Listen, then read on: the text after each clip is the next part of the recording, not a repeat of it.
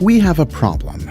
This is RAM, one of the most important components in any computer, and it's becoming harder to get. In just 1 quarter, its price more than doubled, and that is already shaking everything. Microsoft's Surface Pro jumped from around $1,000 to $1,500. Sony raised the prices of the PS5 years after launch. Samsung raised the price of the Galaxy S26, and things are not cooling down soon. Because to make more memory, we obviously need more factories, and chip factories take years to get off the ground. So, for now, everything is getting more expensive. Everything except this. Apple has released the cheapest MacBook in its history at the exact moment the market is least able to defend itself. Look at this. Apple absolutely nailed this. This tiny detail is very Apple. It looks meaningless, but designing a laptop that opens with one hand is not easy. The base has to be heavy enough to stay on the table,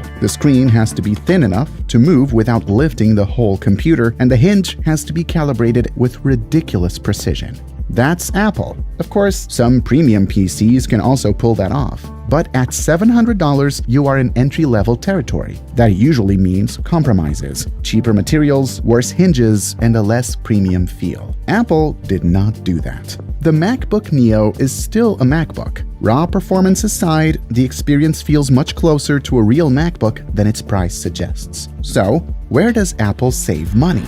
Well, inside. Inside every computer, there is a logic chip, and only a few companies in the world can manufacture advanced chips at scale, mainly TSMC, Samsung, and Intel. But why are there few manufacturers? Because making chips is a nightmare. It starts with silicon, basically purified sand turned into an ultra-pure crystal. Then it's sliced into tiny pieces, and that's where the real nightmare begins. On each piece, manufacturers have to place billions of tiny electrical switches called transistors. These switches turn on and off billions of times per second, all inside something thinner than a human hair. At that scale, a speck of dust is basically a boulder. So chips are made inside factories with air cleaner than an operating room, using machines that cost more than an airliner. Okay, don't worry, this is still a video about the Neo. I just want you to understand one thing.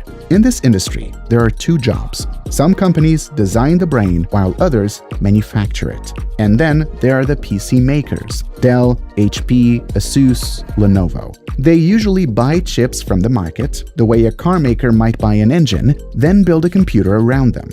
Screen, battery, cooling, keyboard, chassis. This system made PCs cheaper.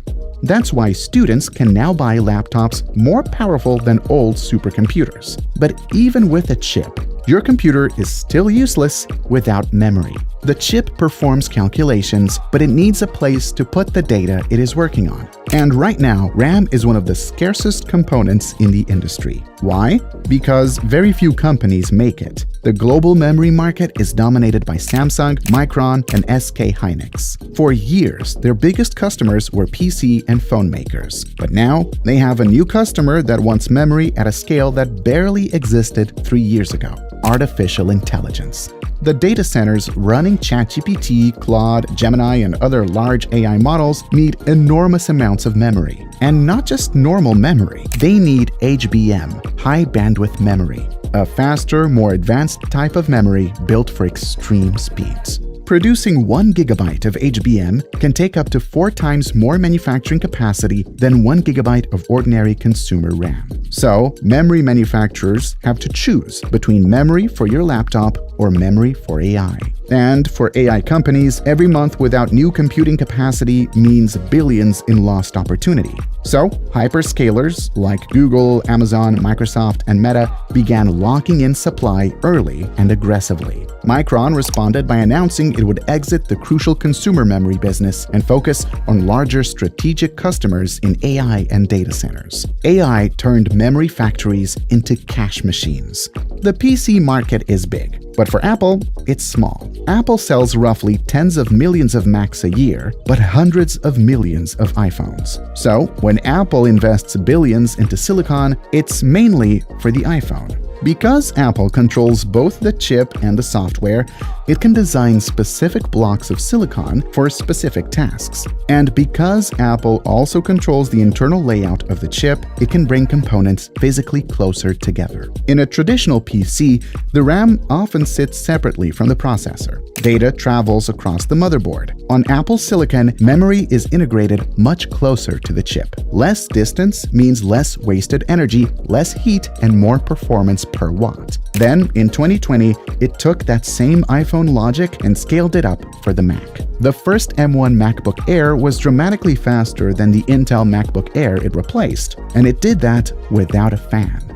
The M1 proved that a method born inside the iPhone could disrupt the PC model. But Apple is still exposed to the same component crisis. It designs its chips, but it does not manufacture them. TSMC does. So, how does the MacBook Neo exist?